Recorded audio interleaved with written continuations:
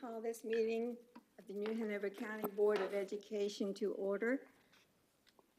Remind you to please turn off your cell phones. Note where the exits are, please. And join us for the invocation by Mr. Hayes and the Pledge of Allegiance, hosted in colors and the pledge led by Mrs. Eastep. Thank you. Please stand.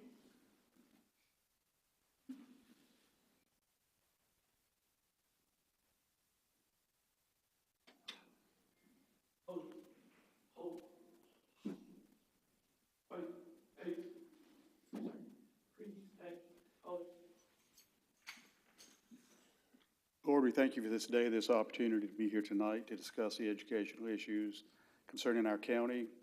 Provide us guidance and wisdom, and may everything that takes place here tonight be pleasing in your sight.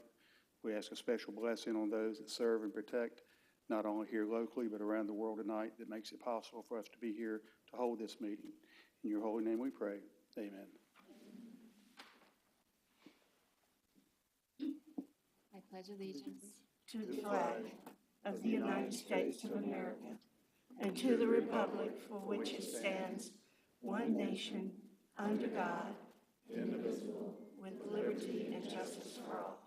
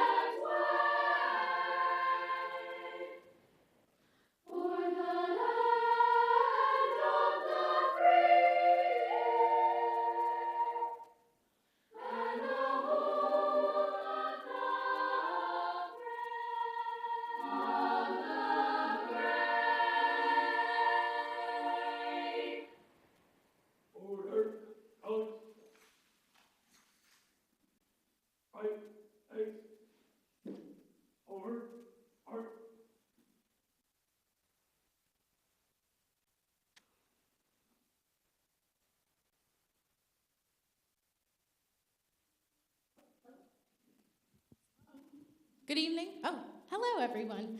Thank you so much for inviting us to sing at tonight's board meeting. My name is Christina Gunther, and I have the pleasure of being Murray Middle School's choral teacher, choral director. Our principal is Mr. Philip Sutton, right over here. Thank you so much, Mr. Sutton, for being here this evening. And we'd like to introduce you to our girls. Hi, my name is Haley Boykin, and I'm in 7th grade. Hi, my name is Hannah Wiley, and I'm in 6th grade. My name is Brielle Allen, and I'm in 7th grade.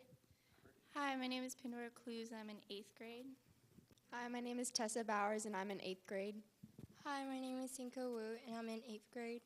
Hi, my name is Samantha Herrera, and I'm in 8th grade. Hi, my name is Savannah McNear Crop, and I'm in 7th grade. Hi, I'm Nicole, and I'm in 8th grade.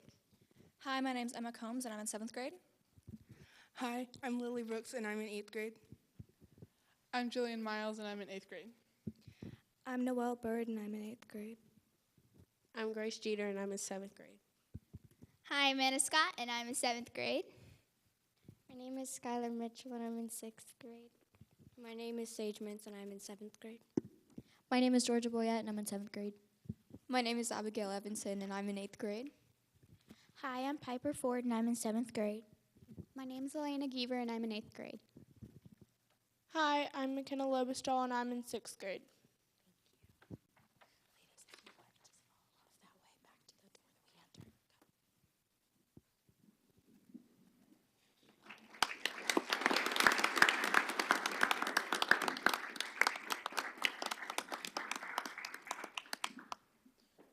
is Cadet Command Sergeant Major Juan Laura, and I am a junior. Hello, my name is Cadet First Sergeant Christian Zalea, and I'm a junior. Hello, my name is Cadet Captain Anthony Smith, and I'm a junior. Hello, my name is Cadet Gabrielle Palmer, and I'm a junior. Good evening, I'm Master Sergeant Dennis G. Retired, and I'm their instructor at New Hanover High School.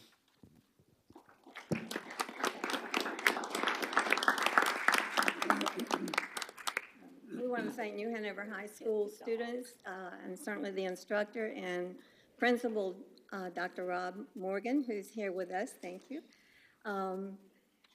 And Murray Middle School, they were the mastery singers and definitely were. So let's give them another big hand. They were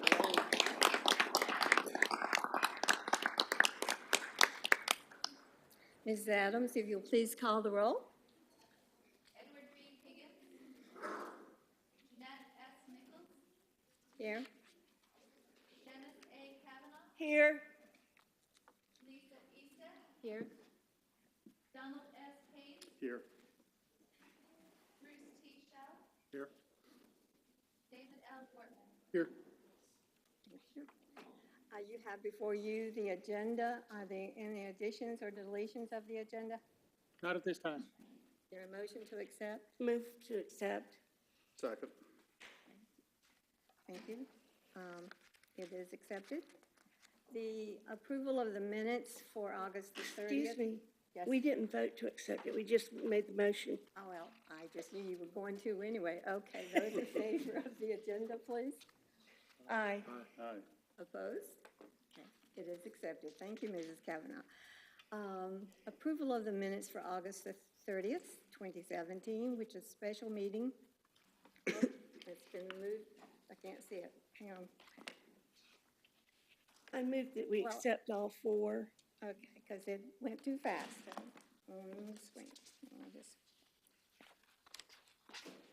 So, for August the 30th, October 3rd, a regular meeting and a special meeting, and then October 16th. So there's a motion to approve all four. Is there a second? A second. Okay. Those in favor of accepting the minutes as approved, as recorded? Aye. Aye.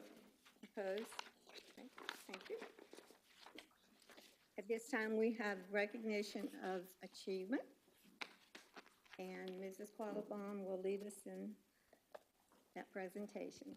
Thank you, Mrs. Nichols. Good evening, everyone. We're so happy to have you here tonight. Our first item for recognition is one of our community partnership presentations.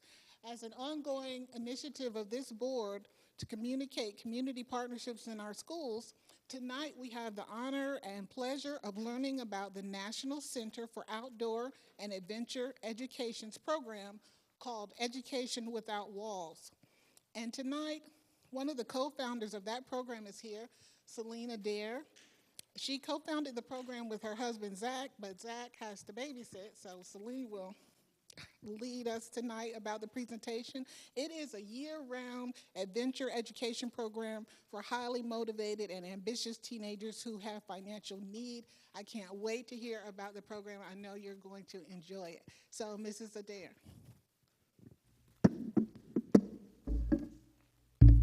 Hello, and thank you so much for inviting me to come and speak today. This was really exciting for us when we got the email from Tafana inviting us to speak to y'all. I'm a little nervous. This is a big deal. I have a microphone and everything. So behind, or in front of us and in front of y'all is the screen for our homepage for our website. I am going to speak about Education Without Walls, but first I want to press pause on that and just speak a little bit about the National Center for Outdoor and Adventure Education first to give you a backdrop of the organization. So in 2009, my husband and I founded the organization. And we wanted to offer adventure education for everybody, regardless of their ability to be able to pay. But we knew also that we need to have a strong financial backbone, so we need to offer services that were diverse. So we became partners with the Wilderness Medical Training Society, and by doing that, we were able to train and certify individuals in wilderness first aid, wilderness first responder, and wilderness EMT. That's a big deal in our industry because people need that certification. So we also became accredited through the Association of Experiential Education, and that allowed us to be able to give high school and college credits to students who participated in our programming, another big deal. And then the other thing that really separated us and gave us a lot of leverage from the rest of our industry competitors was we became certified through the state of North Carolina and licensed to be able to offer an EMT-B and an AEMT training in an intensive manner.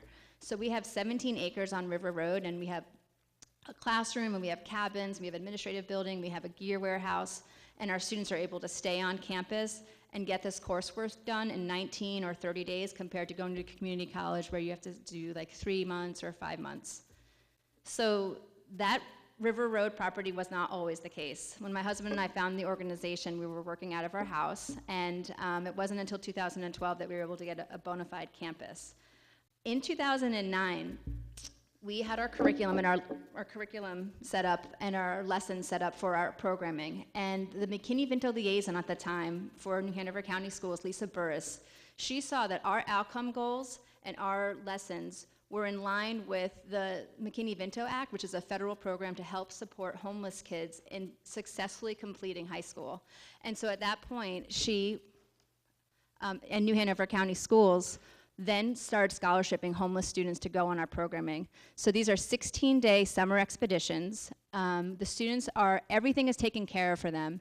And they start here on River Road, and we provide them with all the educational resources that they need and the skills to really gain their confidence. Is this working still?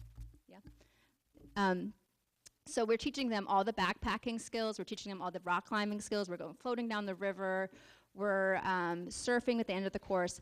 But the thing that really, the reason what really drives us is not these outdoor skills. I mean, that's really, really fun stuff, of course, but we teach life skills. So we're talking about decision making, we're talking about leadership, we're talking about communication, and we have a specific curriculum that addresses all these things.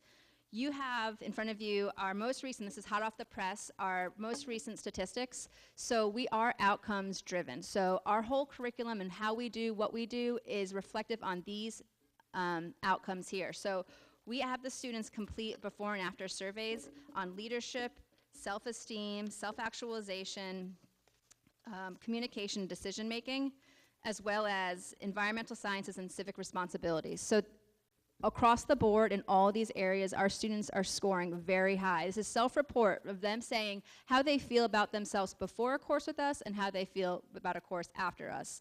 I'm not going to go into details of all of these because that takes up a lot of time, but you have these here. Now me, as a licensed marriage and family therapist, I love that the kids are learning these skill set, communication, decision making, feeling good about themselves, but what really matters is how are they doing in school.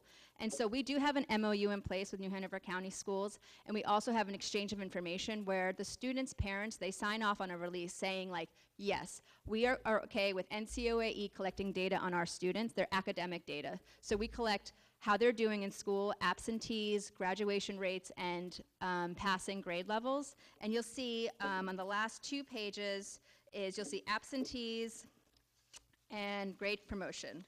And again, the students are doing very well. 100% of our students are graduating high school, and a majority of them, I think a majority of them are, I literally just printed this off today from our statistician.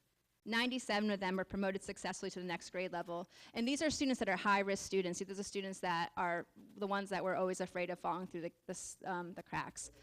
I need to give a major shout out to the school social workers because over in River Road, in our woodsy cabins and our oak trees, we can't access the kids the way the social workers do, and they are the ones that are identifying the kids and referring them to us. And those are the ones that when we pick the kids up from school on Fridays in our big old bus and we're about to go camping, they're the ones that are collecting the kids and holding them until we come by and grab them and then go on our expeditions. There's no way we would be able to do it without them. The relationship that New Hanover County Schools and NCOAE has been super profound on these kids. They can come back year after year after year, and they do. Students do pay out of pocket for this program, Education Without Walls, but we also have a scholarship fund for kids that are either living below the federal poverty guideline or that are McKinney-Vento eligible because they're chronically homeless. So we have a really exciting thing that happened this summer. Kids that have come back year after year, they're starting to get bored of North Carolina. Like Pisgah National Forest is so boring to them now. So we applied for a grant and we got approved for it, and we were able to take them to Alaska for 21 days. Now these are students who have been with us year after year after year. They have showed a lot of commitment to us, and they become ambassadors of our curriculum and what we preach as far as just being good to each other, taking care of yourself, getting your work done. And so as a reward, we took them to Alaska for 21 days. They did do fundraising on their own, which was very impressive. They each raised $1,000 for their plane ticket, and then us, NCOAE, and the National Park Services handled the rest of the money in order to get them there and do the programming. So the video is a synopsis of that experience.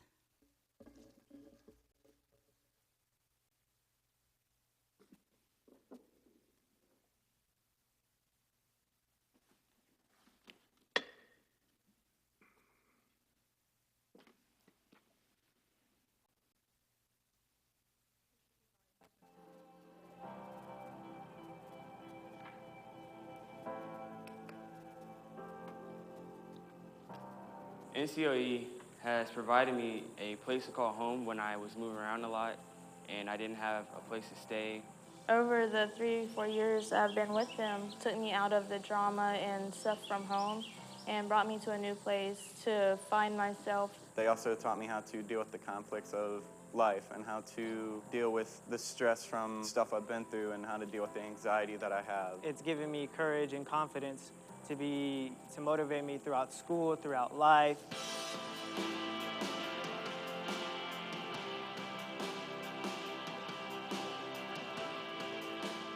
NCOE Students in the Education Without Walls program is for those that are committed and dedicated teenagers in financial need. These students have been identified as chronically homeless in the state of North Carolina and/or fall at or below the federal poverty guidelines. As a result of this, their academics are at jeopardy. The dropout rate is high, and their graduation from high school moving on to a college or university is very slim. So Education Without Walls is an outdoor education program that we focus on scholarshiping these students, bringing them into the NCOE family in order to provide that structure and that role model that they need to be successful. You're probably getting stuck in mud again. No, help me up. This Alaska trip, I really had to step up and be a leader, just because, 21 days, you're obviously going to be at somebody's throat. So I really had to step up and be someone that others looked up to. And so I took that initiative, and because of all the lessons and interpersonal skills that I had learned, it came with ease. So the skills that I've learned through NCOAE and through this program has really helped me get through a lot of my struggles with being adopted and with moving around a lot. It's just really helped me get through those struggles, as well as realizing that it sucks, but I can get through it and make it in life, and I can go somewhere.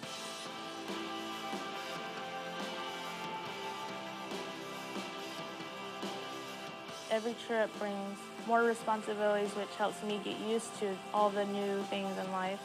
It also impacts how I come home. I bring back a new me. Like, I want to do a lot more for the community. I want to help out my family a lot more.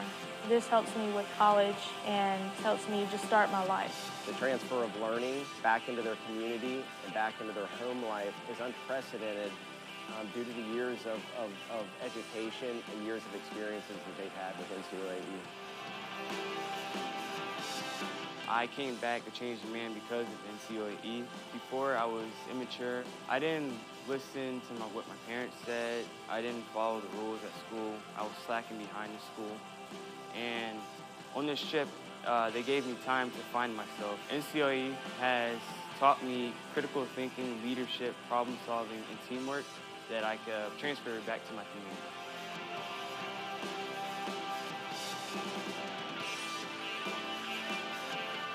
I feel now that I'm ready to meet my goals, exceed my goals, make new ones. This program has done so much, and I really don't know where I would be without it.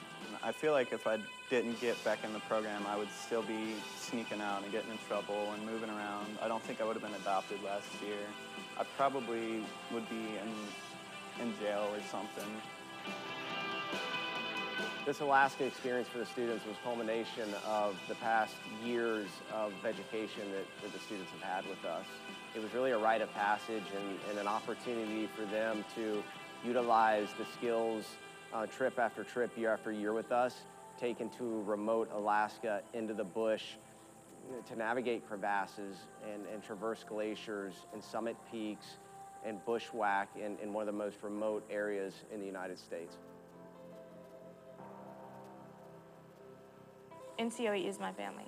It's a strong, safe, stable place you can easily come to for anything, any problems. None of this would have been possible without the foundation of NCOE. They have really changed my life, and they can change anybody else's who chooses to open up to them.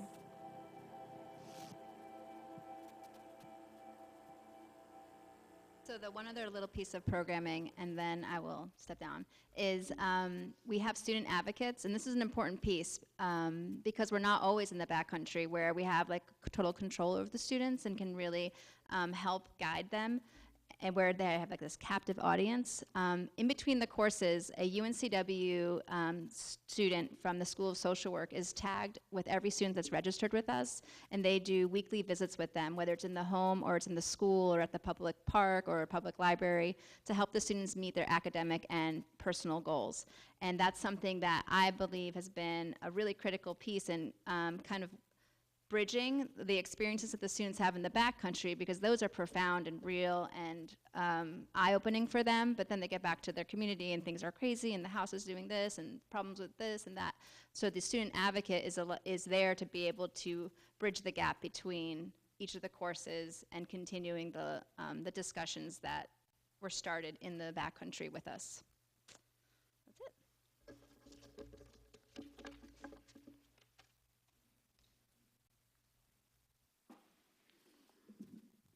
Thank you so much, Celine. And thank you, Ms. Estep, for bringing that to our attention. Our next recognition this evening is a donation, actually, by National Pawn Incorporated. And at this time, I would like to ask Mr. Bob Moulton, who's the president of National Pawn, would he please come forward and make his presentation? Thank you for having me tonight. I'm Bob Moulton with National Pawn, and with me is Sean Rowell from our team. We've been in business for 30 years. We've actually had a store here in Wilmington since 2003. It's on South College Road beside the church that sells the pumpkins. Everybody in town knows where the church that sells the pumpkins is. A little history is back when I was in the 6th grade, I'm from Durham County, and the local music company came to my elementary school and gave everybody a musical aptitude test. And guess what? Everybody had musical aptitude. And so I was really excited, and I went home and I had my paperwork, and I wanted to play the trumpet in the band. And it was $25 to rent a trumpet for a month. And $25 was a lot in my family's budget back then. And we had a roof over our head and food, but $25 was a lot of money. And my mother's an incredible bargain shopper, and she found me one at a trumpet at a yard sale for 15 bucks. It was beat up, scratched up, but it played perfectly well, and I had just such great memories of playing in the band. Several years ago, I realized that in our normal pawn business, we have access to all these instruments, and there are a lot of kids that would like playing the band like I did and are in a lot worse shape off than my family was. And so we started our program donating musical instruments. I never bothered to keep up with it. I don't know how many it's been, but it's been probably 7 or 8 years we've done it. I think in New Hanover County alone, we've been here 6 years, and I was told DC Virgo would not even have a band program if it weren't for the instruments that we donated. But we are donating again this year to New Hanover County over 100 musical instruments and $2,000 in cash to help upkeep the instruments. And we have, to show what that means, I mean, this actually is a nice one, brought a nice shiny one, but this is a Yamaha trumpet. This thing costs 1,300 bucks to buy it brand new. So I could buy, 5 trumpets and give it to them, but we can have 100 instruments by having good playable used instruments so we can give these kids. My memory of playing in the band, I had fun. That's all I remember. I was having fun. I didn't realize I was learning mathematics, reading, comprehension, teamwork, And when you can have kids that are learning and they don't realize they're learning, I think that's super, super powerful. And so I'd just like to thank you very much for allowing us to do this for you. Thank you. Thank you.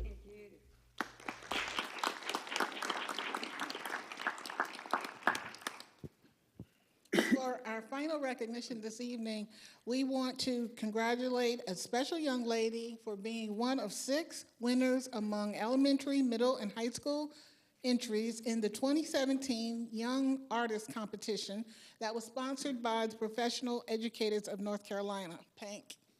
And that young lady is Lily Aguilar Banda. And Lily was in the 1st grade at Riceboro Elementary when she first created this winning artwork, which will appear in upcoming PANC publications. And you can see it, it's up on your screen.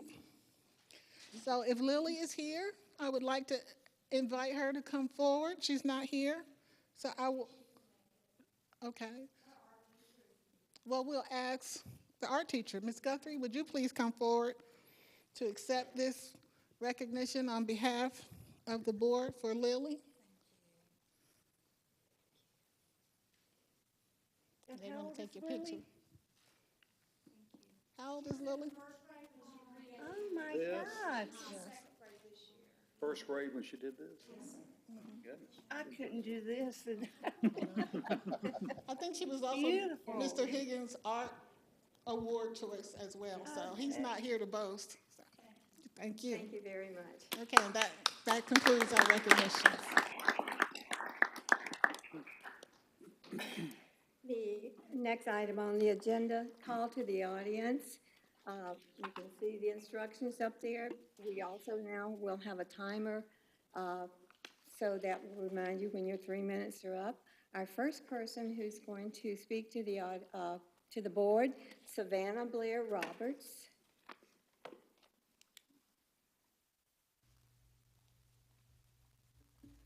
Hello, my name is Savannah Roberts. I'm a senior at Laney High School. I am here tonight as a committed athlete and student. I have maintained straight A's throughout my entire school career.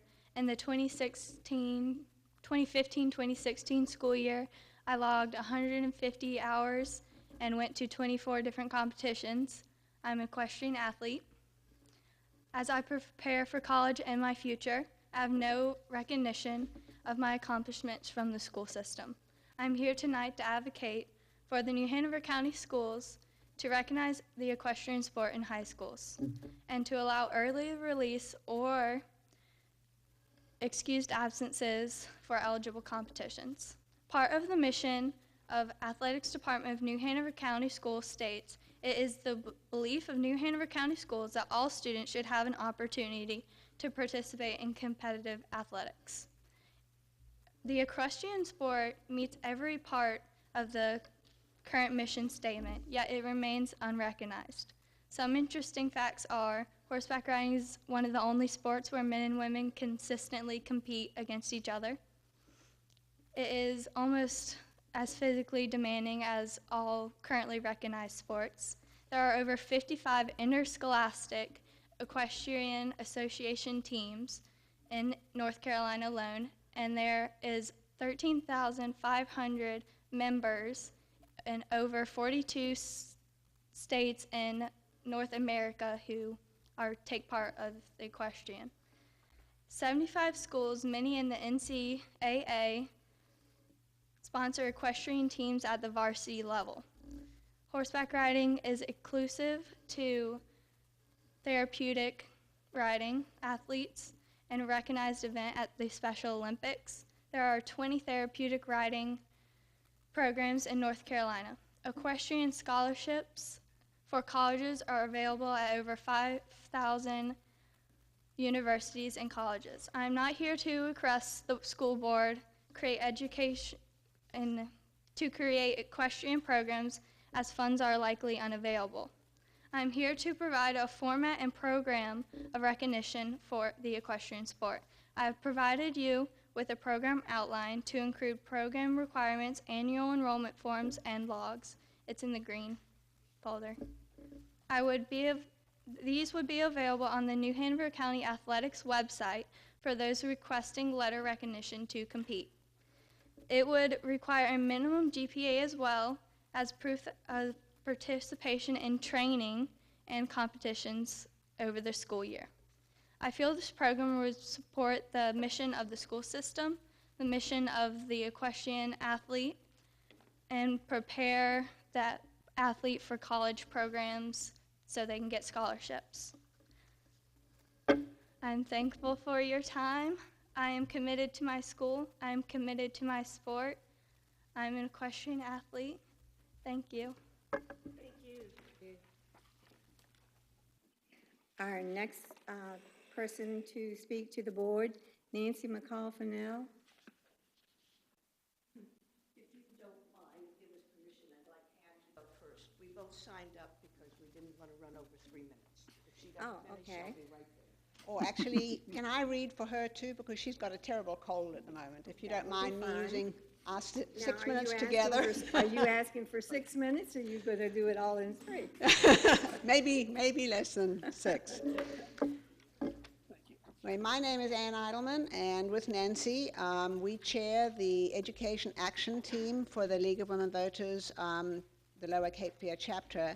And tonight we want to read a position statement on behalf of our League of Women Voters on school redistricting, which has been an ongoing concern for us. The League of Women Voters is committed nationally, statewide, and locally to socioeconomic and racial diversity in schools. Such diversity is necessary to achieve equal access to quality education. The League of Women Voters came to you in May of 2006 and again in September 2008 to express serious concern about proposed redistricting plans which had the potential to create schools with disproportionate numbers of students from one race or socioeconomic group. These concerns have become reality. Over half of New Hanover County schools are now racially imbalanced. Snipes, Freeman, Virgo, Gregory, and Williston are not only racially imbalanced, but have over 80% of their students living in poverty, defined by receiving free and reduced lunch. They have also been identified as low-performing schools by the state for the last 3 years. To date, efforts by the board to increase diversity at Snipes, Freeman, and Virgo through the creation of magnet programs in these schools has not been successful. They have actually lost students and are well below student capacity, while many traditional suburban schools are overcrowded. On the positive side, the recent move of the popular language immersion program to the international school at Gregory has helped increase diversity at this school, and there's a waiting list for this program. Research has shown that all students benefit from attending schools with student populations that reflect the diversity of their community. A real challenge occurs when the majority of the students in a school are living in poverty. Then the needs of these students can overwhelm the school's resources and the ability of its teachers to teach effectively. New Hanover County is not alone in struggling with this problem. Last school year, 98% of schools in North Carolina receiving an F grade and 92% of those receiving a D grade were schools with 50% of their students or more living in poverty, and we have over 80% at the schools I mentioned. The New Hanover County Schools' first guiding principle for redistricting, which we support, is that a diverse student body is important and valued. This principle, however, often conflicts with the stated desire of keeping students in neighborhood schools. With changes in population in New Hanover County, we question whether neighborhood schools still actually exist. Not all neighborhoods have schools, and schools are not always situated close to areas with high numbers of school-aged children. We suggest the term community schools may be a more accurate description, perhaps less emotionally laden, and it implies inclusiveness and an ownership by a community of neighborhoods of the schools. We believe the main guiding principle for redistricting should be equal opportunity for access to a quality education throughout the school district. Redistricting of schools is always painful. Moving is difficult. Most families do not want to change schools. There are considerable challenges to maintaining proximity to the nearest school and at the same time diversifying the student population. This will require creativity and courage from our school board. Blaming parents for lack of involvement or our local planners for concentrating subsidized housing in certain areas is not productive. These are real barriers, but our school district and our community have an obligation to find solutions. We must increase the racial and socioeconomic diversity in all of our schools in order to provide the best possible educational opportunities for all New Hanover County students. We owe this to our children. Each child should have an opportunity for success, and success should not depend on his or her zip code. New Hanover County's greatest asset is our people, and our jobs and our economy depend on the quality of our public schools. Thank you for your time. Thank you. The last person to address the board is Celine Adair. She made the original presentation. Yeah. I think she signed up by mistake. Oh, okay. Thank you very much. The next item, administrative personnel, Dr. Markley? None this evening. All right, thank you. Next item on the agenda, Head Start. Head Start liaison report sharing. Our liaison member, Mr. Bruce Shell, thank you. He has 4 things to share tonight.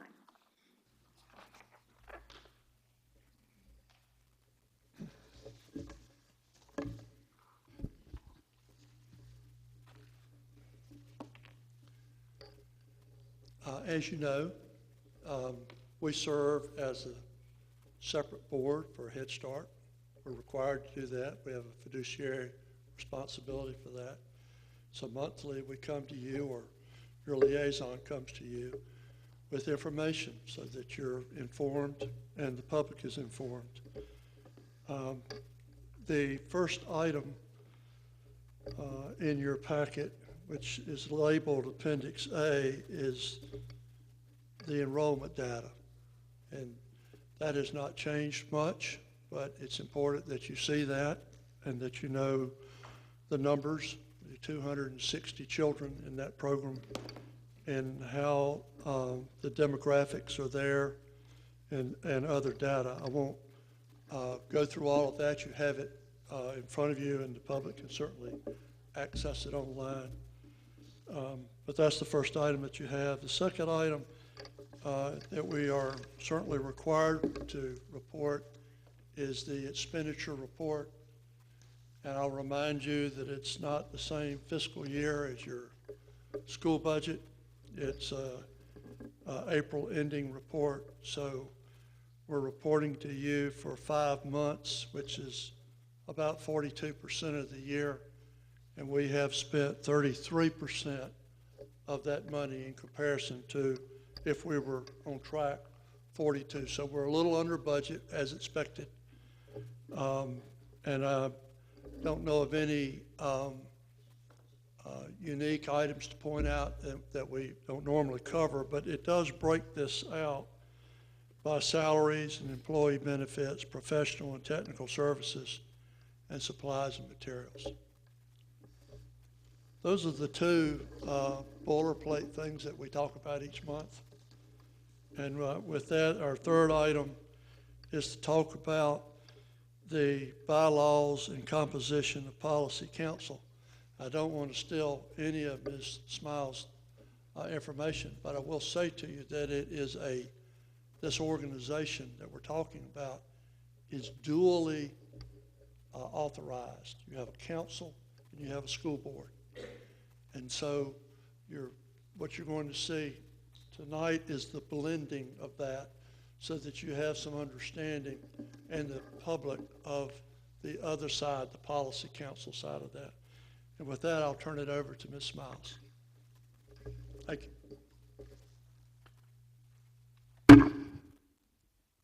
Thank you, Mr. Shell.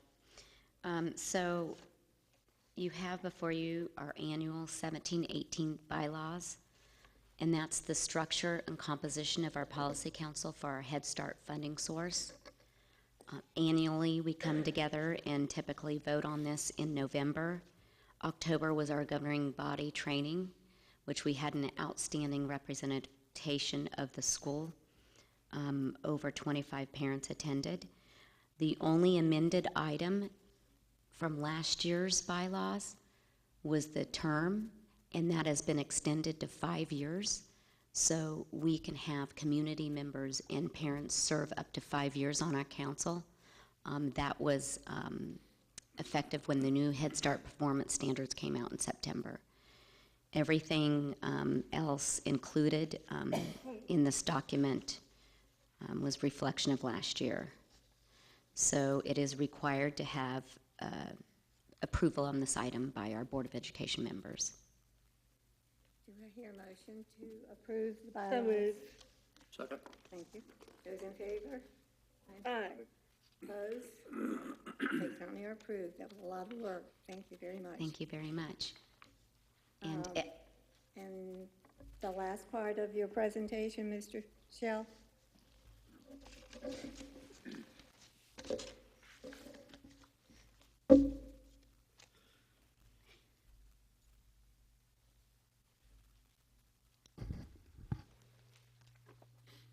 The last part is a treat.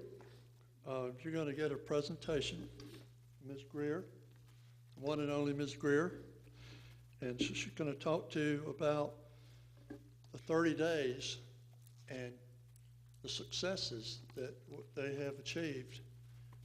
So with that, I'll turn it over to her, but I'm excited to see it.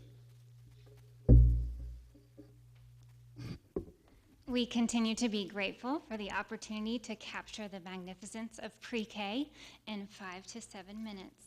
You are about to hear from our parents, and they came to a recent parent conference and sort of finished the sentence. After 30 days of enrollment at Johnson Pre-K, my child can already, and I will turn it over to them.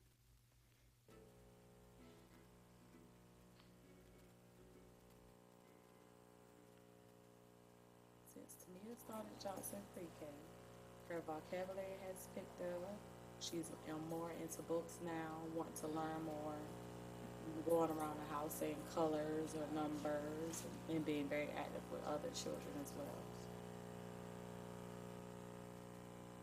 My daughters have improved on their vocabulary and social skills since they started here at Johnson Pre-K. After 30 days at Johnson, my child's learned how to write more, identify colors. She's all around, likes to read more interested in books, doing well.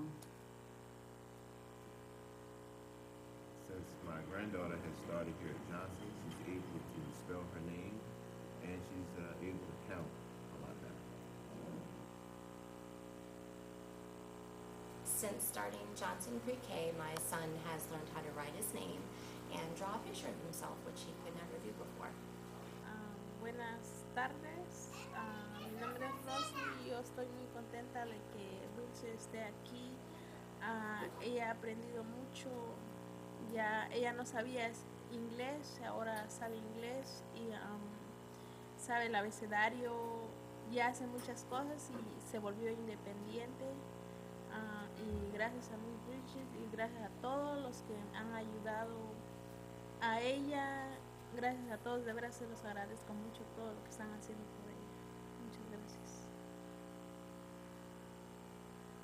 So at the beginning of the year, Jackson would come home and tell us that he cried at school, and now he comes home and says he did not cry at school. So he's gotten a lot better and a little more independent, and he does not cry anymore. My son has improved on writing his name. He's also worked on putting words together. I believe he's doing better and he loves coming to Johnson Pre-K. Since my daughter has started Johnson Pre-K, she has learned how to identify colors, count numbers, and learned a little bit of sharing. Since my daughter Zoe started at Johnson Pre-K, she's really excelled at learning to write her name properly with use of routines and following directions. He has gotten better in saying his ABCs and counting, and he has shown more interest in reading books. Hi, my name is Shanita Robinson. My daughter's name is Sky. She's been going here since last year, and she was born 10 weeks early. She has a sensory disorder, and with her having a sensory disorder coming to this school has helped her learn to be in a bigger class setting. When she's home, she doesn't like to be around big crowds or being around a lot of people, so being at Johnson has helped her learn to be in a bigger setting and deal with bigger crowds. She's also learned how to spell her name. She's learned shapes and colors. She's learned the title page of a book. She's learned the setting, the characters of a book. She's learned like so much, and she really enjoys the school. She loves going here.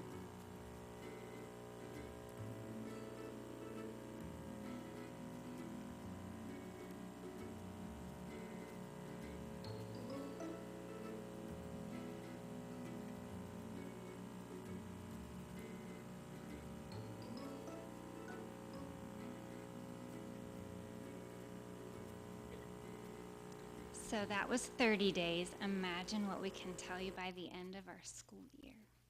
Thank you for your time.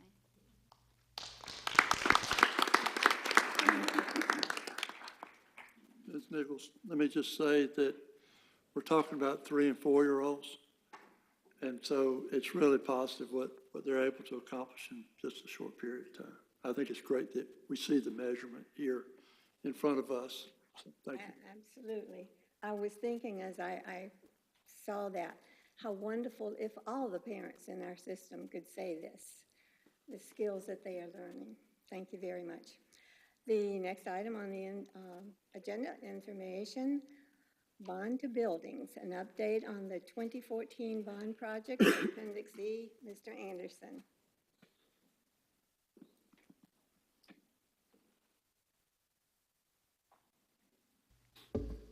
Thank you. It's been a while since we started our bond program, and it's been a while since we've given you an update. So after a very exciting summer, I'm glad to provide you an update and everyone watching. I'm actually going to turn it over to Leanne Lawrence, the Director of Facility Planning and Construction. But before I do, I wanted to go to the first slide and just talk to you a little about from planning to implementation, because really the foundation of every bond is our long-range building plan. As you know, we're required by law to maintain a long-range building plan. We update that every 5 years. The last update was in 2015, and we're actually preparing now for our next update. We're getting enrollment projections done, and then we're going to be moving into our building assessments and our ed specs and our program analysis, so that we'll be ready for our next update in 2020. At this time, I'll turn it over to Leanne, let her give you an update, and then we'll be glad to answer any questions that you might have.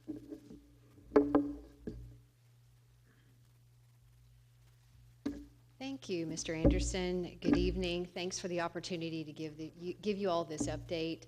I hope that you will have the sense of pride that we have when you see such high quality design and craftsmanship, particularly as we focus on our completed projects. I'm going to turn this little guy on here so we can advance slides. At the conclusion of the presentation, I'll be joined by Ms. Brinson, who is going to give us an update on technology, the scope of work that's included in the bond related to her department. The way we have organized this presentation is we'll start off with completed projects, we'll transition to projects that are currently under construction, projects that are in design, and projects that we're beginning design on. And in the course of this presentation, we'll touch on all of the bond projects. So you'll get to see some information about everything that was on slated for the bond. We won't pass up any particular project. And we'll start off on completed projects with my personal favorite, Porter's Neck Elementary School, which opened in August as the temporary home for Blair Elementary. And you see here the front entry elevation, a photograph of that. Beautiful school. Some interior shots on the left-hand side. You see the main gallery or the entry to the school. Porter's Neck is based on the prototype of Castle Hayne Elementary. A little over 80,000 square feet and about 30 classrooms. It was designed initially to accommodate a capacity of 595 students, and something that's very important to point out is due to the legislative restrictions on kindergarten through third grade classroom size, that school now actually would only have a student capacity of 528 students. So right there, day one, we have a reduction of 67 student capacity, and this is one elementary school. So that the ripple effect of that through the district and all of our elementary schools, you can see, is quite significant. But we just point out the data on Porter's Neck.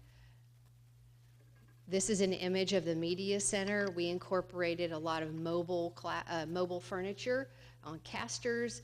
We wanted to give the school the ability to reconfigure the space in very short order so that they can accommodate multiple uses of that space. We're really excited about Porter's Neck, and we know that the teachers and the students are really enjoying that school. Just a few short weeks ago, we had the ribbon cutting ceremony for and dedication of the Sheila E. Bowles Gymnasium over at Hoggard, completed obviously in August of this year, seating 1,600. And in addition to the new gymnasium, we renovated the existing gym and support spaces that support that gym. This is a view from the street looking toward the new gym. I hope you'll agree with me that the new design is quite seamlessly integrated with the existing building. We're really proud of the design work that was done. An equally dynamic part of the Hoggard renovation is the cafeteria. We added 4,000 new square feet to that space, incorporated a lot of natural light. You see in this picture in the far corner, floor-to-ceiling glazing that allows an abundance of natural light and captures views of the greenery and that wooded space that's behind the campus. The new cafeteria, we're hearing nothing but great feedback from child nutrition, from the staff, from the students. We've incorporated design that captures the spirit of the Vikings. This is an image of an a la carte kiosk where students can purchase food, and we improved the efficiency of that cafeteria function with these point of sales that are separate from the main serving line. The entrance to Hoggard was certainly difficult to find, that main entry when you walked up to the school. Where's the front door? Well, that's not an issue anymore. We've added new 500 square foot entry vestibule with a lot of glass to help signify that entrance. There's a new canopy that stretches from the new entry over to the new gymnasium, and it ties those bookends of the new construction together and helps anchor the building. It's really a very seamlessly integrated design, and we're really pleased with it. And equally as pleased with the new design and the new gymnasium at Laney. It also seats 1,600 students and parents as well. About 17,000 square feet of space was renovated to support the new gym, including some work in the existing Jordan gym. And there's an interior shot of that gorgeous space. It's just, as I mentioned earlier, there's a great, I think we can have a great sense of pride in the work that's been done and accomplished and the significant contribution these new spaces make to the students and staff at these campuses. The new media center is a real gem at the Laney campus, situated between the cafeteria and the existing fine arts wing. This really kind of gives life and activates this courtyard space and becomes a real hub for the school. It's an 11,000 square foot addition that includes individual and group study spaces, a cafe lounge area. Where the existing media center was vacated when it moved to this new structure, we've been able to capture that for new classrooms and offices. This is a view of the interior of the new media center looking out toward the glazing that overlooks the courtyard. And of course, New Hanover High School was not excluded from the bond. We happily were able to put in new air conditioning this past spring in Brogdon Hall, yay. And the George West building also received significant renovations, a little over 40,000 square feet. That includes the band room, shop classes, the ROTC building. Let me go back. I click too far. Here's some images of work that was accomplished at that campus. So those were the fun and glamorous images that we saw of the new additions. But in addition to what we call the fun work and the work that everybody sees when they drive by on the street, there's a lot of behind-the-scenes improvements that are equally as important to the facilities in our district. We were able to make HVAC improvements at Veterans Park, Johnson Pre-K, and Bradley Creek, also re-roofing in key areas at Carolina Beach, Pine Valley, and Sunset Park, as well as necessary asbestos abatement projects at Noble, Middle, at Hoggard, and Laney. Moving on to projects that are under construction, Blair Elementary. I'm sure you've driven by and seen that there's a lot of activity. The existing building has been demolished and the new building is actually going vertical. A little bit of background, as you're well aware, Blair Elementary is based on the Snipes prototype. Just under 86,000 square feet of total building area. The construction began in August of this year and will continue through August of 2020. Open in August of 2019 for the 2019-2020 school year. Now, Blair Elementary, when it opens, will be the swing site for Wrightsville Beach Elementary School. While major renovations are slated for that campus, those students will relocate to the Blair Elementary School site and for a year, and then we'll move back to their campus when that work is completed. As I mentioned, we're going vertical. Walls coming up out of the ground. There's been a lot more work done since this photograph was taken. This is a conceptual site plan, but the final site plan very closely resembles this. Market Street's to the left-hand side of the screen. Noble is to the right-hand side of the screen. We've utilized parking and stormwater retention that create a buffer between the building and Market Street, and we've tucked the play fields between the Blair and Noble campuses to kind of protect those areas. With Blair being a prototype of Snipes, it will have a full auditorium, which is going to be great for this campus because it's a program space that can be used both by Blair and Noble. College Park is also tracking along a very similar schedule with Blair. The existing building pods have been demolished. Construction started in August of this year, with substantial completion being in February of 2019, and school will be opening in August of 2019. The students at the swing site of the Sidbury Road facility will be transitioning. Upon completion of this project, will be moving back to their new school on their original site. You can see site work that's underway. A site plan showing the footprint. This is a prototype based on the Castle Hayne Elementary School. It's going to very, very closely resemble Porter's Neck. It's the same building massing, but it will have different exterior and interior colors, so it'll have its own identity. You can see the footprint of the building is nestled in the area where the existing pods of Carolina Beach used to be located, or excuse me, College Park were located. It's kind of the high point of the site. One of the things that's very important about the site is that we will have now a stormwater management plan, whereas the previous site did not. That's going to be a big improvement in that area.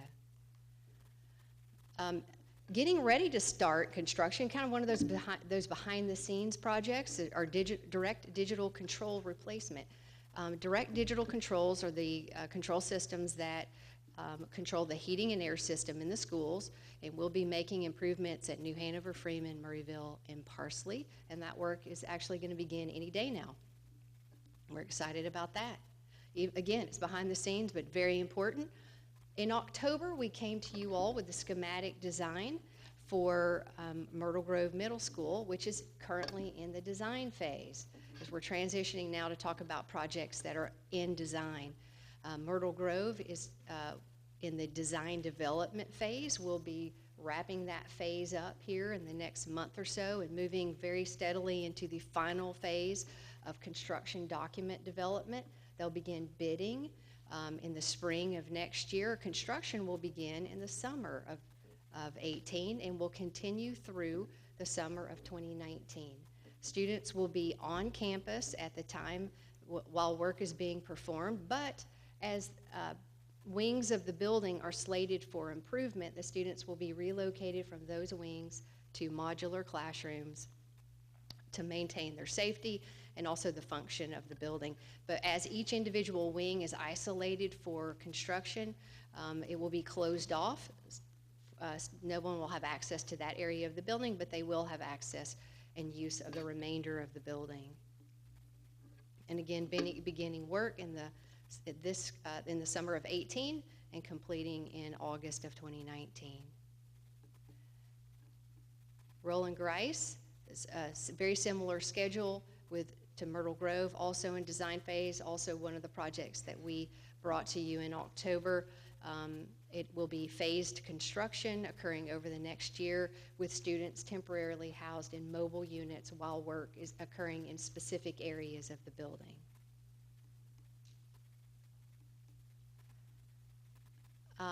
Very exciting pre-design work that's occurring right now as we are gearing up to begin the design on Wrightsville Beach Elementary School, Noble, and Trask Middle Schools.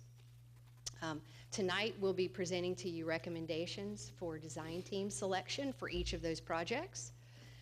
We anticipate, we've got a bit of a protracted design time frame on purpose so that we can really study those designs while we have all our other work occurring. Design will begin toward the beginning of next year and continue through the year with bidding toward the end of 18 into 2019, and construction on all of 3 of these projects will track on a very similar schedule beginning in the summer of 19 and ending in the summer of 2020. Also in pre-design, some of these behind-the-scenes projects, if you will, re-roofing that will occur at Veterans Park. We're going to focus on Ashley High School to begin with. We're also going to be re-roofing portions of New Hanover High School and then making improvements to the roof at Gregory. We're in the design phase for that at this time, and we will be bidding that in the spring with work occurring in the summer of 18. Ms. Brinson.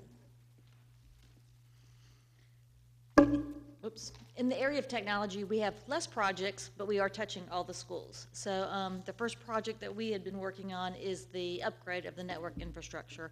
We have completed 24 campuses already. We have 16 slated to be completed this year. And then that will leave just the projects, the schools, the projects that are being done, your Blair, your Wrightsville Beach, your College Park. So we're waiting till those construction jobs are finished before we put in the new infrastructure there.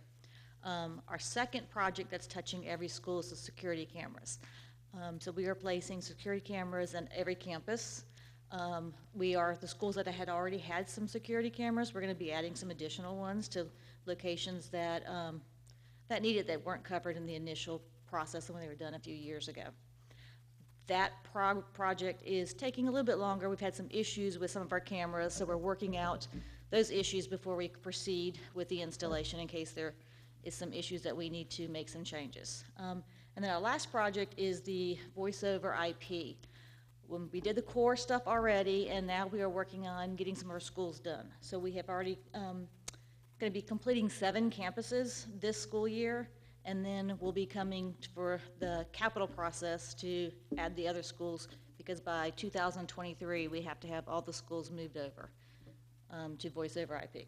So those are our 3 projects that we're doing.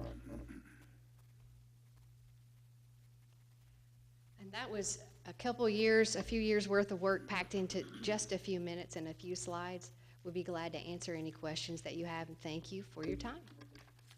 Have any questions from the board? Mr. Hayes? Ashley, not Ashley, but Veterans Park, what roofing are we doing down there?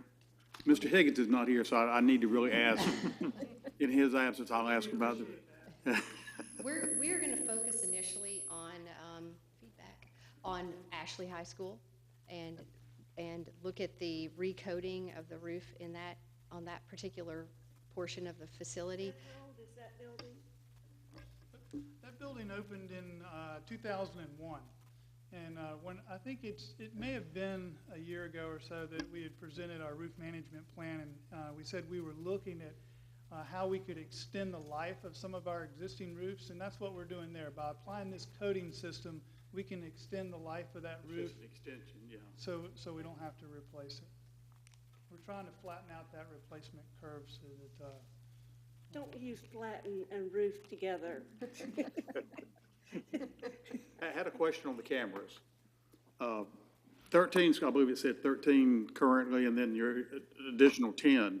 Does that mean only 23, or are there others that we're not talking about here? There's others that weren't talked about. We're Right. just talking about what we've done in this year, and then we'll be doing some the following year. So our plan is to, the life of the bond, get all the schools completed. Okay, and also with the buses, I know on the yellow buses, all those, but didn't we also say with the activity buses that we were going to, I don't remember exactly what the time frame was going to be there. Yeah, that's done through transportation. yeah, all of the yellow buses are complete, and I'll have to check, but I think all the activity buses at this point now have cameras as Yeah, well. I believe the thing shows up at the end of I last think- year. Okay, great. Well, we really appreciate the opportunity. As you can see, it's been a very busy summer. We were actually completing improvements at our schools at a rate of $3 million a month this past summer. And as you can see, this coming summer is lining up to be just as busy, but it's an exciting time, and we really appreciate your support. I do have one question. College Park Elementary, I know it's a prototype of Castle Hayne, but are we able to reconfigure the inside at all to squeeze out any more square foot or any more capacity because of the class size change? We are not able, no, we're not able to squeeze out any additional classrooms. Yeah, that is a big impact, and I know that when you think about capacity, everyone thinks about growth and how growth is impacting our schools.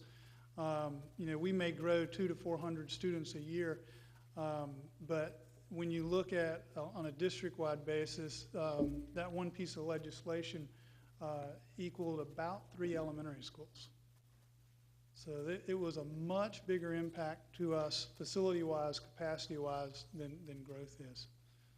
All of our schools, we do design and build with the thought of additions in the future, but we would not be able to squeeze out any additional classrooms. We've already squeezed out as many classrooms as we can get, trust me. Thank you. Is there a minimum square footage or suggested square footage for K-3 class sizes or for classrooms? Well, there are some minimum square footages, and then there are DPI recommendations that we follow. Our educational specifications, which were adopted by the board, tend to follow the DPI guidelines for all grades. There's a couple other project Eddie's that has completed as well. If you've been up to the new northern bus lot, that was done in preparation as part of this. Also, the work they've done up at the Sibley Road complex where College Park is currently located. I have a question, Mr. Anderson. You were good enough in the slides to give us the budget for each of these projects. How are you doing budget to actual? How's that comparing out? We started out really, really well, and we bid our first couple of projects in the bond under budget. When we got into the renovations at Highgard and Laney, we came to you and asked you to make some adjustments and some budget transfers that you did that allowed us to complete the scope of work there.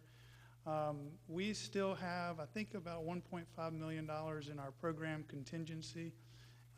As we're wrapping up projects, we're still looking to add to that. As you know, and as you've probably heard, construction costs are rising. Just an example, our first project bid, Porter's Neck, was I think around $155 a square foot. The last two are at $175 a square foot. The state average right now for an elementary school is $207. So when I say construction costs are rising, they are rising very quickly. But I think we, with our bond, we got out ahead of that, and we were very fortunate to take advantage of good pricing while it lasted. Any more questions from the board? Thank you, Mr. Anderson and Mrs. Lawrence. It's very exciting, and I think the public, if they get to see all this information, will know that we're spending the money wisely for the bond. Thank you very much. The next item, item B, 2017-2018 low-performing school plans, Appendix F, Dr. Smith. Yes, good evening. I am bringing before you for your information and review the 2017-2018 low-performing school plans.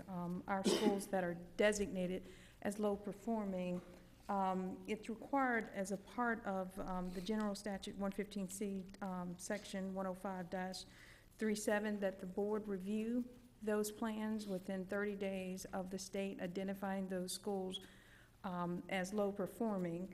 And then following your review, we will make those plans available to the public for comment, for written comment, and then that information will be shared with schools. And then in December, I will bring you those plans for your final review and approval. And then that information will be shared with the state board for their approval. All of the plans are located in the NC STAR system, which is a requirement for schools that are designated as low performing as well. These schools begin looking at 12 key indicators of student success, and then based on those indicators, they develop their plans. They determine what tasks are most relevant for their schools, and then they capture that information in the NC STAR system, and that is what these plans are generated. That's the system in which the plans are generated. Do we have any questions for Dr. Smith? Dr. Smith, are these percentages in green, the action item percentages, are those also generated like by the program itself? Where it says like 7 action created date, 7 of 18, 39%. Is that through what the school designates as the percent completion, or is that through the program? Let me see it referenced specifically 3 of 12. So that represents the system does generate that, but that represents the percent of completion of the tasks that they are creating for themselves. So it helps them to pace themselves in terms of the work that's still in front of them. Okay. Thank you. Yes, ma'am. Then, any more questions? Okay. The next item on the agenda will be the policies for first reading. Mr. Hayes can tell you, and so can many people from central office, that we spent a great deal of time with the 7000 series instruction. We are reviewing all policies, and I'm going very slowly to make sure that they are in compliance with federal and state government and laws, and that they are necessary. So I'm going to ask Dr. Smith again if she will share information about those policies for first reading. Thank you. Yes, ma'am. Thank you. So the policies in the 7000 series, we did review all of those policies, and the ones that are before you today are those that are ready for first reading. Just as a general overview, for the most part, the changes that were made were related to updating links. We did update the names of some courses.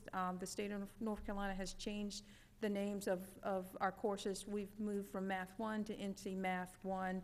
So we wanted to make sure that was accurately reflected within the policies. Additionally, we've had some changes in roles within our division.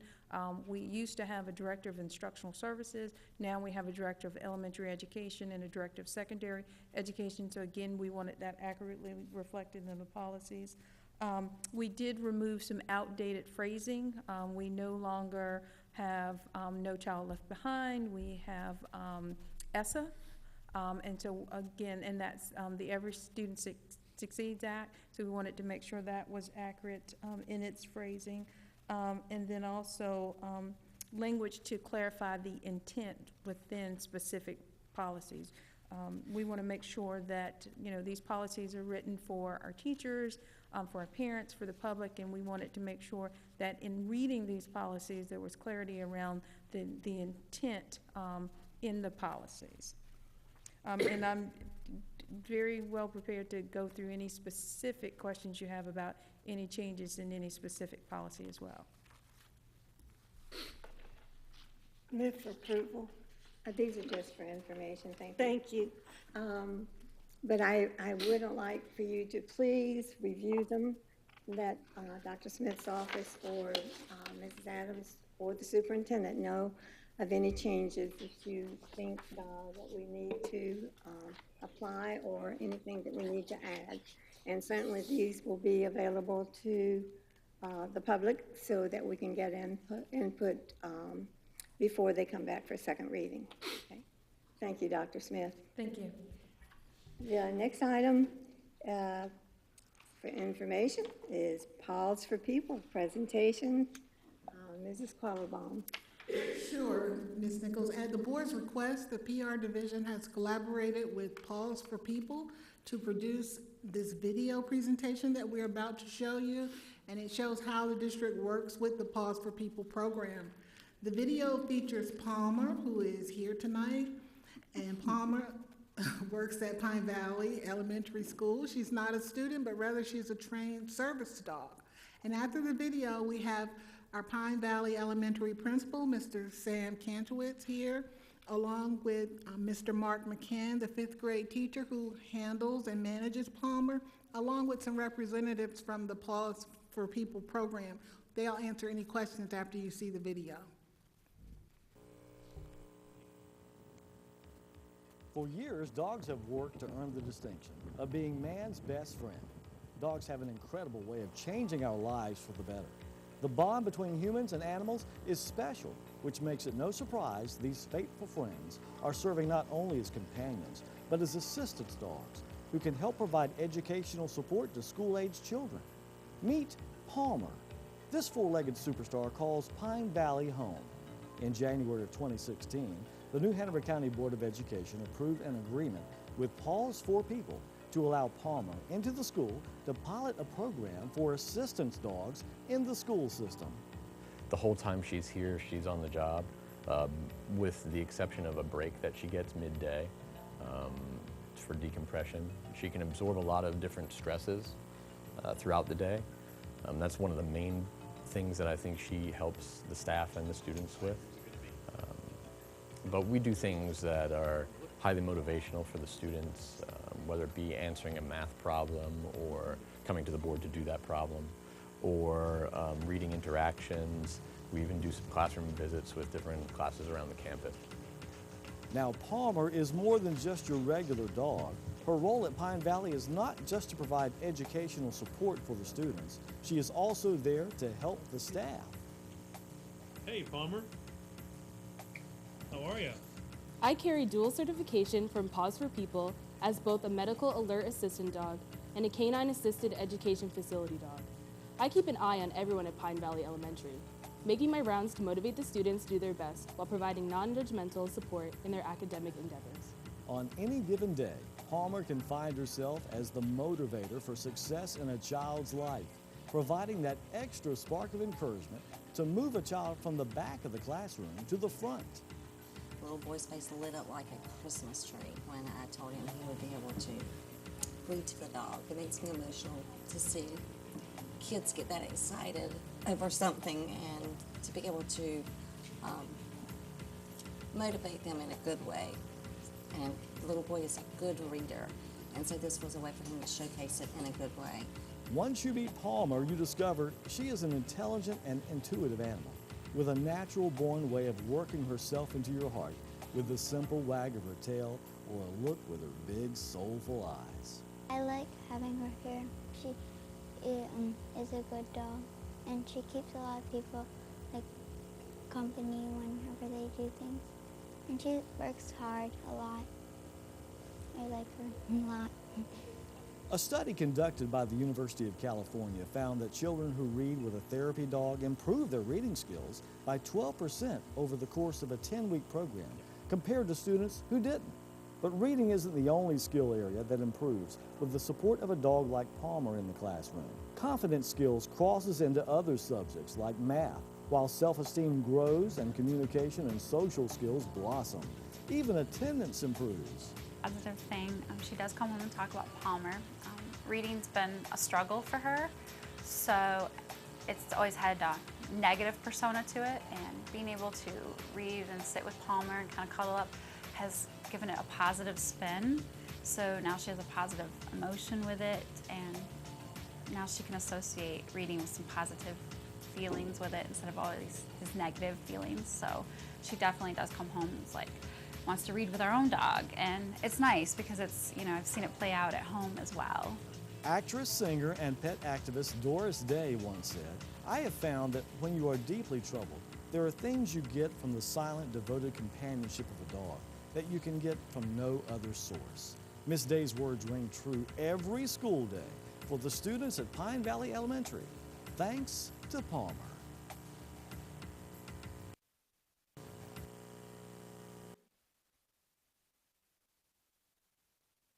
May I ask a question? Please. Is Palmer only in your classroom during the day, or is Palmer throughout the school? Most of the day she spends with me. One of the...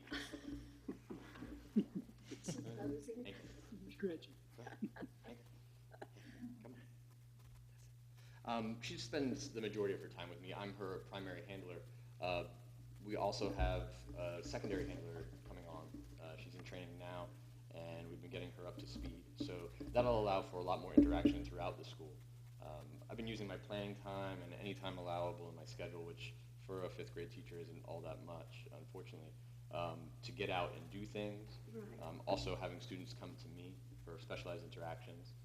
We've served a variety of different students. It's been an honor.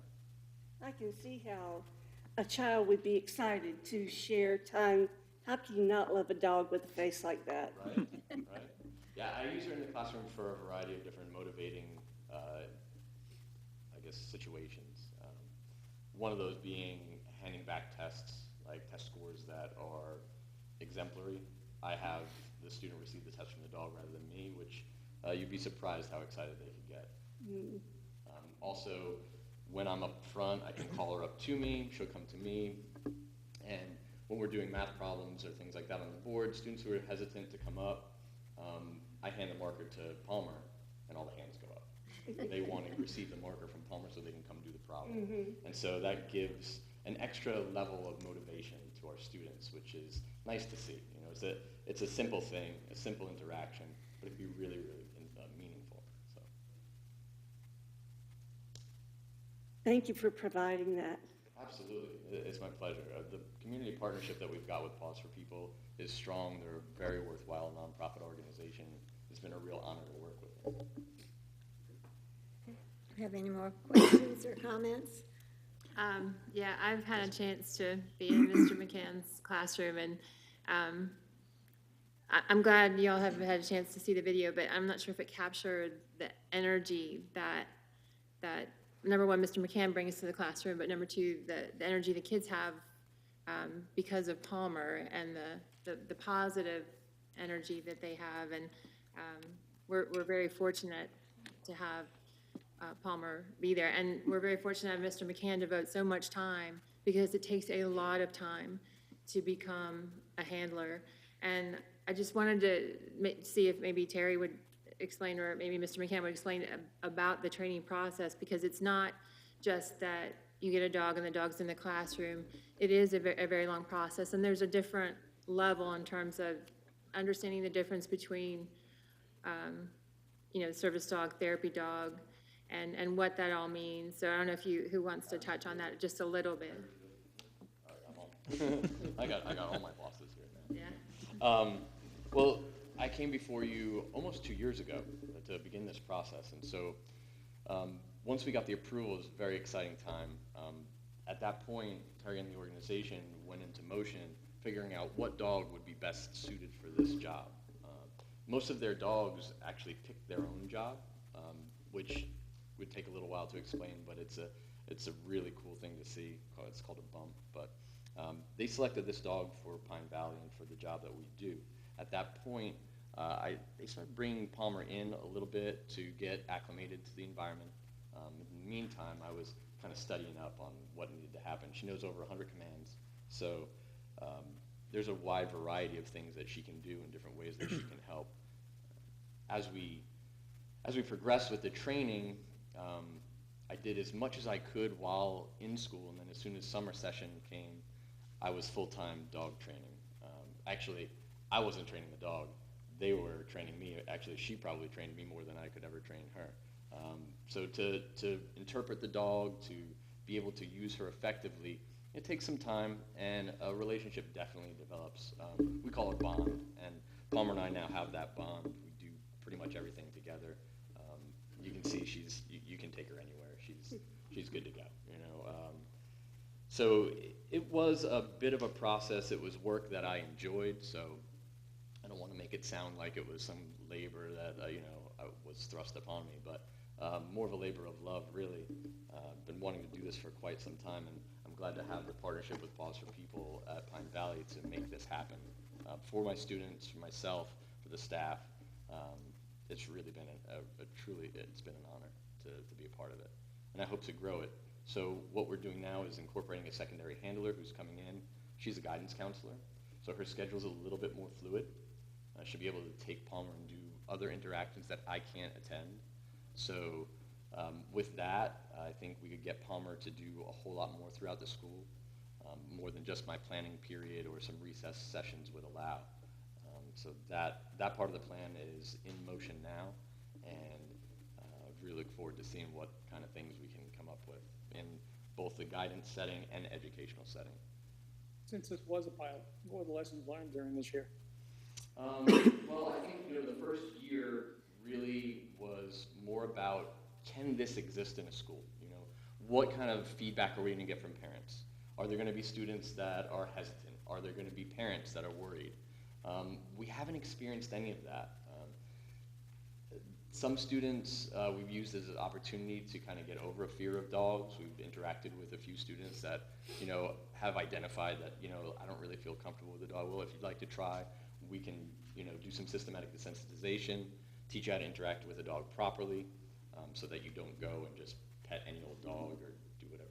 But, being a service dog, there are a lot of rules, a lot of structure that goes along with it. So it's a very organized, a very, for lack of, not to be repetitive, but very structured encounters that you would have. So it's not the type of thing where she's just free roaming the campus and, oh, come pet the dog. It's much different than that, much different than that.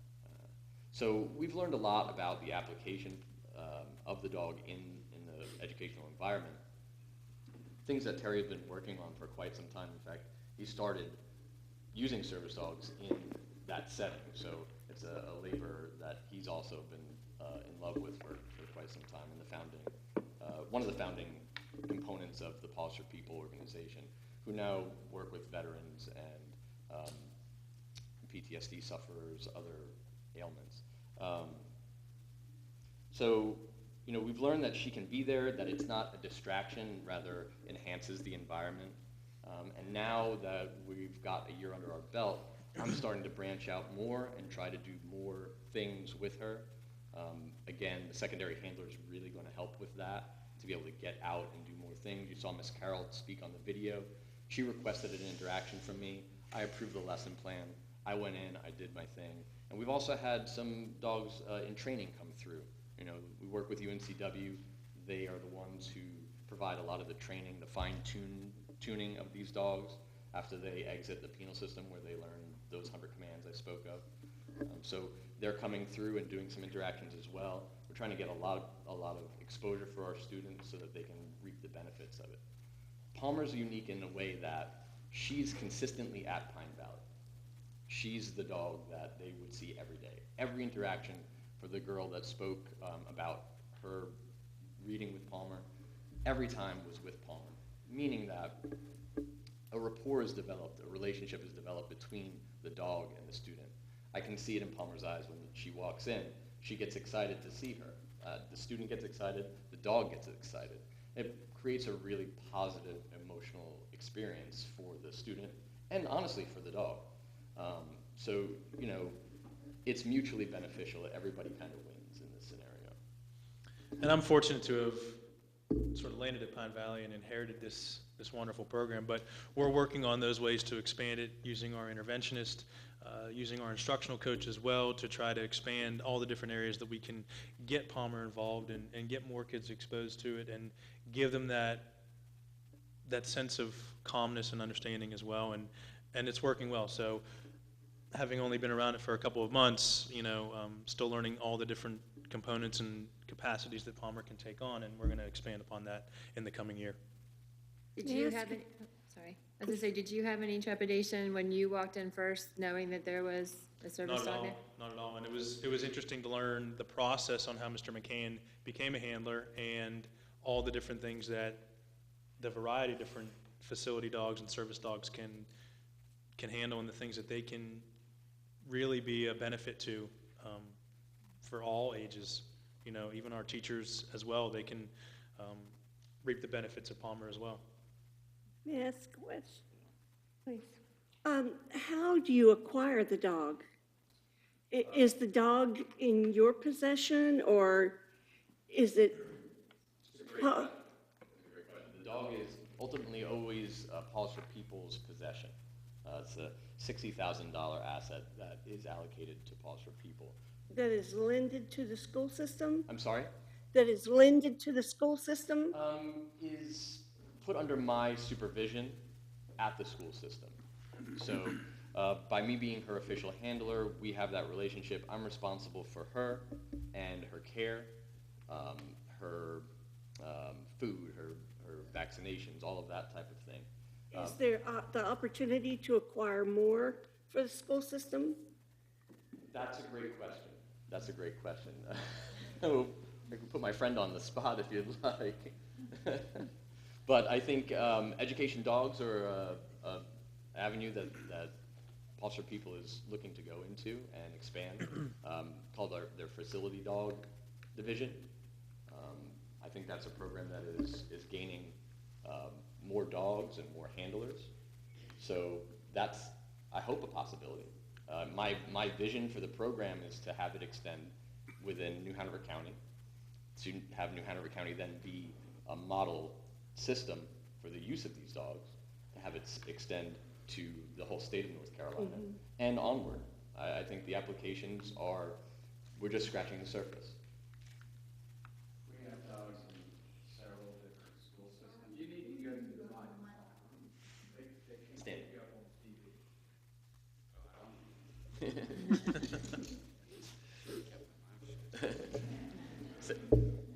We have dogs in several school systems and have since about 2002. Our facility dog division is our largest growing division inside of the foundation. We're placing more facility dogs now than we've ever placed before. In New Hanover County, in the Tri-County area, Palmer was the first one last year. Since then, we've got 2 over in Bowling Springs Fire Department as crisis response dogs. Brunswick County has a sheriff's deputy that has his own little badge on his vest as a crisis response dog. There's one out at the Juvenile Detention Center. There's several going up into the Raleigh-Durham area in Chapel Hill and UNC Chapel Hill.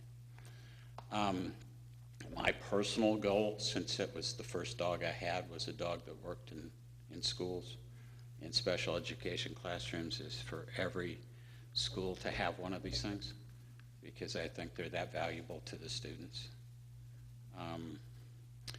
Next summer, our program at UNCW will be expanding and have a specifically dedicated class for facility dogs themselves, in which we will start having seminar kind of classes for teachers throughout the state and other police departments and EMS departments to have these kind of dogs placed there. Thank you. So if you want one in every school, just let me know. That's my job. I don't guess you get into bomb sniffing or drugs or attack dogs when necessary? We have just started a new program for drug dogs in schools. We have Really, when you have 5 a bomb dogs in threat, training right now. would make sense to have a bomb sniffing dog. You move them Go out to of the police department, and they can do a lot of different things. It's a really, I mean, I would encourage everyone to, look into the program because it's very beneficial in many ways, not just the end result when the dogs come out, but in the penal system, the inmates train the dogs. Oh, yeah. And that's what Mr. McCann was referring to as a bump. And they go and the dogs basically identify themselves in terms of what they're good at. They might be good for someone who needs a seeing eye dog. So they really match the dog to what they're good at. They don't force it. So it's very comprehensive and really amazing. Well, we thank you for coming and sharing, and Please come visit us at Pine Valley. Come see Palmer in action. thank you. Okay. Taking the mail home? If you'd like a little demo, I can show you what she does in class. Sure. Yeah. So it's easy step order to get one on her test. Yes. Yes. Arms up, up. Okay, give.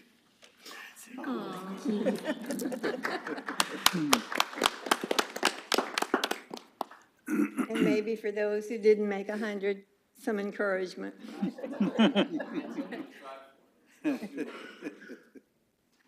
The next item on the agenda is the superintendent's report. None at this time. Well, okay, thank you. The next item, under consensus items, A, Personnel, Appendix H, Dr. Wellners.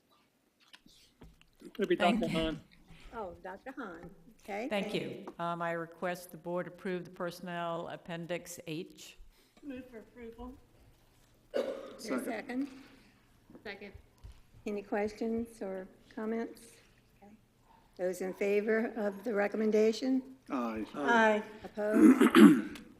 They are approved, thank you. Under change of school assignment, release of student, Dr. Holliday, thank you. Thank you, Madam Chair, and members of the board. I ask that you approve these releases to a neighboring county because the parents are employed there. This is just a matter of routine, but thank you for doing that. Move for approval. Second. Any questions? Those in favor of the recommendation? Aye. Aye. Opposed? Okay. It is approved. The next item, pardon? We gonna take a break, or? I thought we'd wait till we got to the new business because I didn't know how long this was gonna take. it won't take long. The lab school won't? Oh, the lab school? It won't take long. Okay. I've got, with us is Dean Dempsey from UNCW and Dr. Danielle Roseborough, who is the lead on this project. What we're asking for tonight is really the first of a couple of steps in the approval process.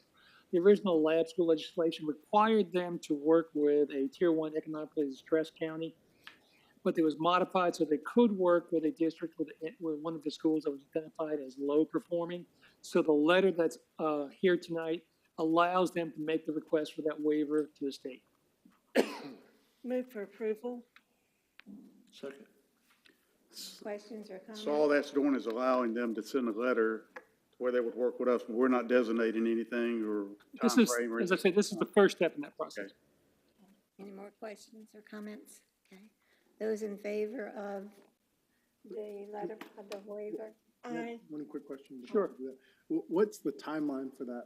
I know this starts the first step in the approval, but what's the next step and I would defer to one of our two UNCW folks to come to the mic. I don't think they want to. This is Dean Dempsey, who is in charge of the College of Education at Watson School. Good seeing you again.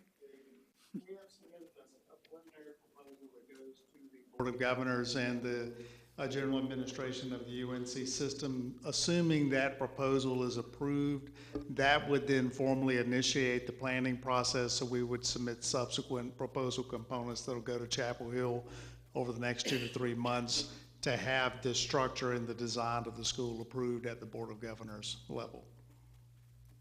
So an MOU will come to you probably in the January timeframe, Maybe a little sooner. maybe a than little that. sooner. Yeah.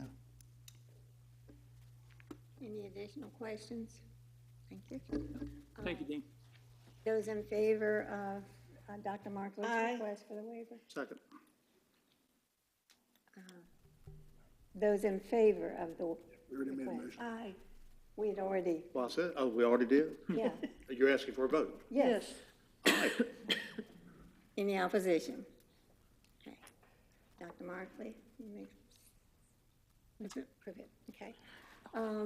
You want to take your break now, Mr. Hayes, or you want to wait till the new? No, I just thought whatever's convenient for the board. Oh, okay. Well, let's get the policies for second reading approved.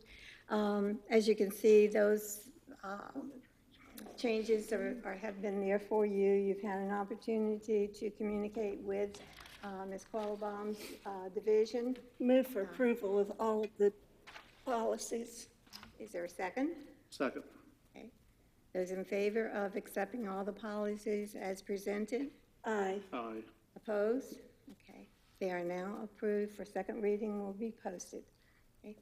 At this time, we've been asked to take a recess, so we'll see you back here in about 10 minutes or so. Thank you.